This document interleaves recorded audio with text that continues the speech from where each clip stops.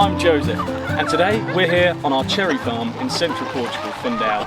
And although it's a cherry farm, we're not going to be talking about fruit today. We're going to be talking about livestock, poultry in actual fact. And it's not the day to be sheep or chickens today, but it certainly is the day to be a duck or a goose. It's decided it's going to tip it down, and that's really good. We haven't had rain for quite a few months now, really. We had a little bit of rain last week for one day, and other than that we haven't had rain for months. So the grasses are all going to absolutely love this, and it's going to be absolutely fantastic for the farm in general. But yeah, today we're going to be talking about chickens, because I've got a friend, Lisa, who wants to buy some chickens off me today. So I thought I might make a little video out of it and tell you all how we make money from poultry on the farm, exactly how much we do make, and yeah, how we do it. But first, I'm going to get these cabbages here and give those to the chickens in this barn just here. Yeah.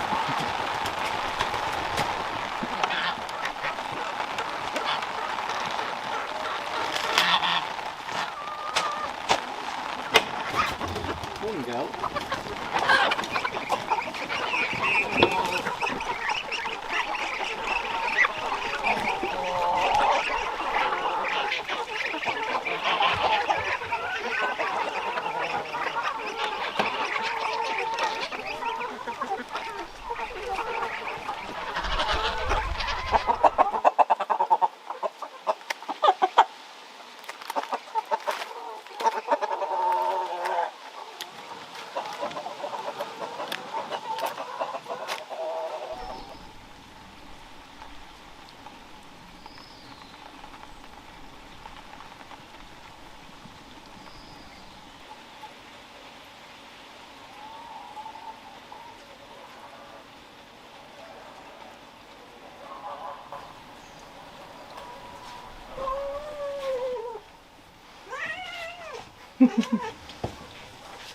Okay, so the rain is now coming down quite hard, and I wanted to go over a few points in some detail about poultry keeping, as well as actually going over how much money I make with them. So I thought that I would come on the veranda where I can talk in the dry and a little bit more comfort than out in the chicken field. And as for the purpose of our poultry concern and why we keep poultry. Personally, I'm trying to steer away from eating products from factory farm settings. Plus, I just love keeping poultry anyway. I've kept them for about 25 years now. So since I was a little boy, I'm only 29, so I was about 4 or 5 when my dad brought back from the livestock auction a crate full of chickens. Firstly, I'd like to explain about their feed a little bit and how that balances out with the amount of food that gets sold, and of course how much our family gets. And how that affects the total amount of money spent to how much is actually earned. And I've done some number crunching, and here are the results. So I've nearly always got around 100 to 200 birds, and the rain's coming down a bit heavier now.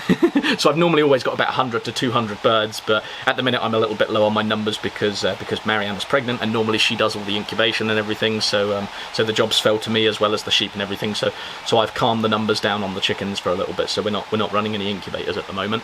But yeah, so their organic feed costs around €520 a year. It comes in at about 10 euros a week. And this is actually relatively low for chicken feed, and that is because of the fact that's due to the veg patch that subsidises their food. So I try and feed as much as I possibly can to the chickens and the other poultry, of course. In this way, it means that you get less eggs because they're not getting that commercial feed stuffed full of all bits and bobs, you know. But it's healthier than just feeding one type of layers pellets all the time. They get all the vitamins, the goodness, and of course the chickens quite like the variety of foods as well coming from the veg patch. There's a lot of different tastes and things in the odd cucumber or cabbage or whatever mixed in with their food, and they really like that. And of course they go out on pasture as well, so they get all of the bugs and yeah, the seeds, the dried seeds in the summer and things like that. So they really like that. That goes straight on, that gets passed right through the food chain, right through themselves, and it's shown in the quality of the eggs as well. It's a much higher quality of eggs compared to like supermarket eggs or something like that. You can just see that in the colour of the yolk. It's a different colour. It's a different food thing altogether. And speaking of eggs, that brings me nicely on to how much money we make through the sale of eggs. So I sell pasture-raised organic eggs at €2.50 a dozen. I sell on average about 10 dozen eggs a week. Sometimes that's higher, sometimes that's lower. It just depends on what people want at the time. And that ends up being about €1,300 a year. I also sell chickens, point of lay birds normally, and these are hens that are just coming to the age where they'll start laying eggs. These birds I sell for €12.50 each. The pullets and the chicks I sell a lot cheaper, of course. Pullets I'll sell for like €10 a bird, and chicks, of course, you can't sex a chick, so you'll get males and females in there, so it'll be a roughly 50-50 mix. And I do them for €3.50 at 3 days old. Yeah, Mariana and I incubate all of the birds out. We care for them, we grow them on until they're ready to go to their new homes. Usually this is around the sort of 20-25 week mark for the point of lay birds. That's when I expect them to start laying their eggs, maybe in a batch of like 30 or 40 birds. You'd expect about, I don't know, 5 or 6 to start at about the 20 week mark, and then obviously it'll get more and more and more as they get towards 25 weeks of age.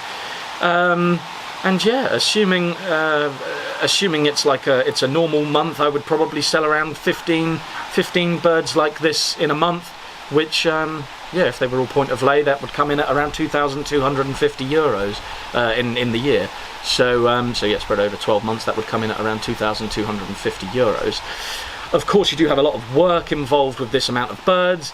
Every day, at least twice a day, I need to be with the birds down in their coops. I need to let them out in the morning, feed them, and put them away into the coops at night to stop the foxes and the jennets and mongooses and things like that from eating them. And that is the minimum I need to do with them in a day, and that's with rain, snow, sun, whatever. Of course, there's other days where you need to do the day-to-day jobs that go hand in hand with keeping the birds, and that would be like cleaning all of the coops out, doing daily visual checks to make sure there are no irregularities such as like illnesses on one of the birds, or maybe there's a limp on one of them, or a hen keeping to themselves in the corner and not showing any interest in food. You need to be quite vigilant with that sort of thing and make sure that you can recognize what's going on, and if you can't, maybe a friend can or something like that, because it could be a serious illness or it could be contagious or something like that. So it's good to know when to take birds out of the flock and segregate them. Have like maybe a little hospital flock that's set enough distance away where it's not going to spread a disease or something like that. It's always handy to have these things ready just in case you do need them. And all of these things take a lot of time and effort, and you really do have to weigh that up when you're keeping a slightly larger amount of birds than say the normal smallholding would, like I am. But yeah, and weigh it up and see if it's a good option for you to keep a few birds. People always say that you can't make money small scale farming. And to a point that is true when you break down the amount of hours that you put into it as a whole. Definitely doesn't pay well by the hour anyway, let's put it that way. But but doing this kind of thing small scale is a lifestyle choice, really. It's a hobby, if you will. It's not a career. Well, that's the way I see it anyway. For me, it's more about being able to feed my own family with top quality pasture-raised produce, and if there's some left over at the end of it, to feed the community, and that's an amazing bonus, really. And it means that the animals are able to pay for their own feed, but of course the main objective is that the animals have a high quality of life. And at the end of the day, whatever I give them will be passed on through the food chain to me and my family, whether that's in the form of eggs from the chickens or milk from the sheep, or I don't know, even as far as manure, which goes straight back onto the veg patch.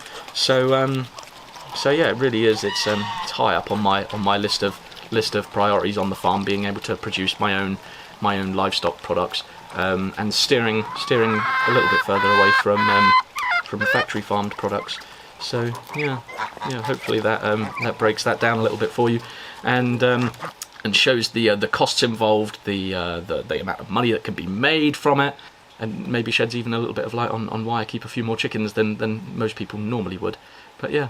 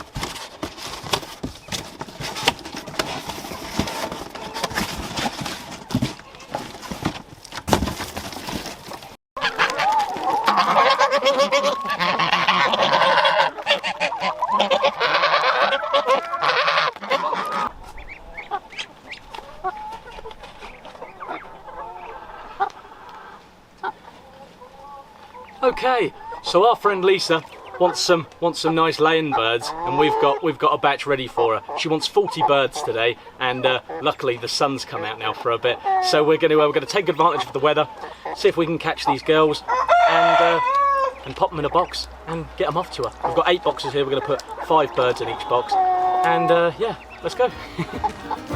First one in. There we go.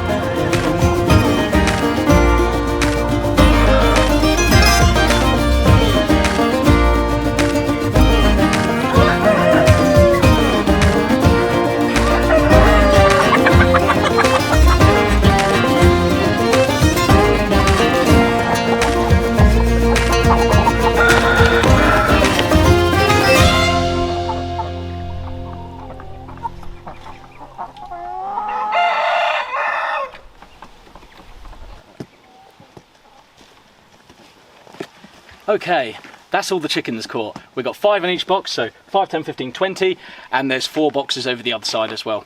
I did pop a couple of cockerels in there for her as well for free, just as a gift, because she's buying so many chickens. And yeah, now we're going to go get the boxes loaded up in the van and take them off to Lisa. But first I'm going to go and have a nice tall, cold glass of water.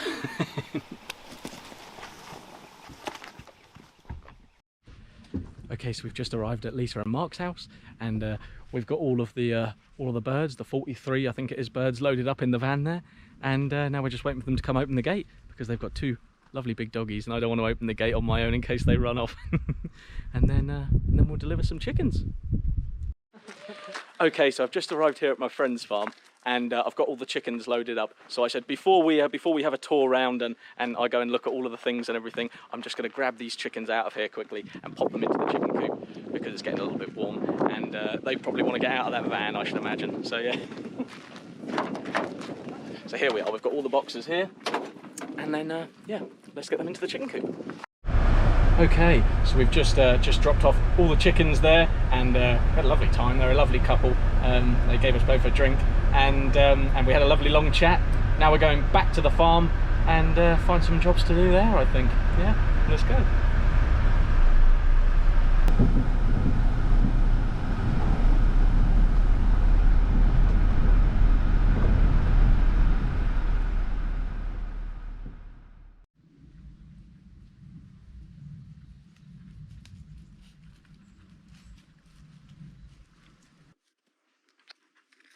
Pata? Good girl. Hey, little.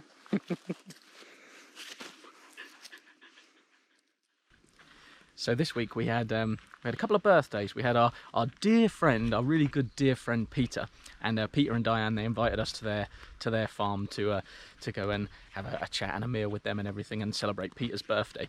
So we're going to go there today. But it was my Mariana's birthday this week. So how was your birthday? Oh, it's good. Was it? I have my parents in here. I have a lovely presents for me, for Chloe. Jeff gave me a couple of books for not boring. Mariana loves books. Yes, I love books. And good dresses. Some is not fixed me yet. No. I have a good cake. My mum make it, and my neighbor make cake too. So I have 2 cakes. Oh, 2 cakes. Yes, I have 2 cakes. Oh. And yeah, that's about it, I think. Yeah, we enjoyed the day. We talking, we play games. And that's going to be your last birthday. As, yeah. From now on, you're always going to be a mum on your birthday, aren't you? So yeah. Next year, Chloe will open my presents, put the hands in a cake, probably. Yeah, she'll unwrap all of the presents for you. Yeah, hands in the cake. Yeah.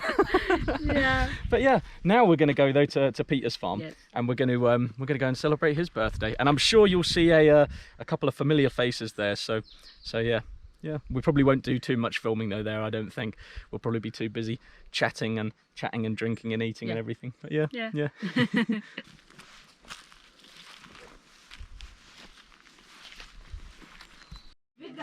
Hey, Molly. Hey. You're lovely.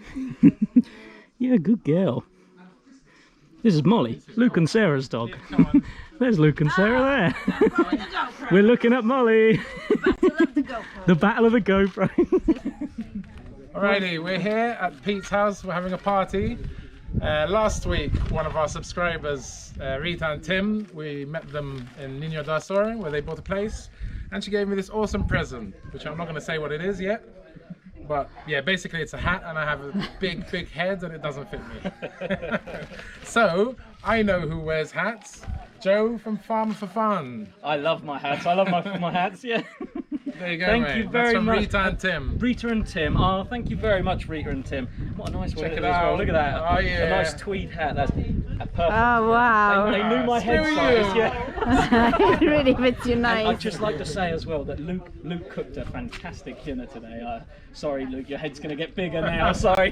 he cooked us an absolutely fantastic dinner, and this is Luke from Luke and Sarah's Off-Grid Life. You really got to go and follow their channel because they have excellent taste in food and hats as well. But yeah. Well, they're not my hat. I tried to fit it, and maybe it's a bit stretched, but It's a didn't lovely manage. hat, so thank you very much. Thank you, Rita and Tim. Thank you. Thanks, Rita. Thanks. Ciao. Bye. Hi, Jasper. Follow Jasper on Project Portugal. Oh, would be lovely. Yeah. Thank you. And down here we've got Molly from Quinta Font de Pippa. Hey, Molly. So we've had an absolutely lovely day here at Peter and Diane's house. And there's Diane behind us over there. Hey, Diane. Thank you for having us. It's been really lovely. Anytime, you're welcome. Oh, thank you. So Peter and Diane are fantastic friends of ours. And Alex has took the camera, so Alex is the cameraman now. So yeah, it's been great. And yeah, please go and check out their channels because they're all absolutely fantastic people. Really, really nice people. Yeah, thanks.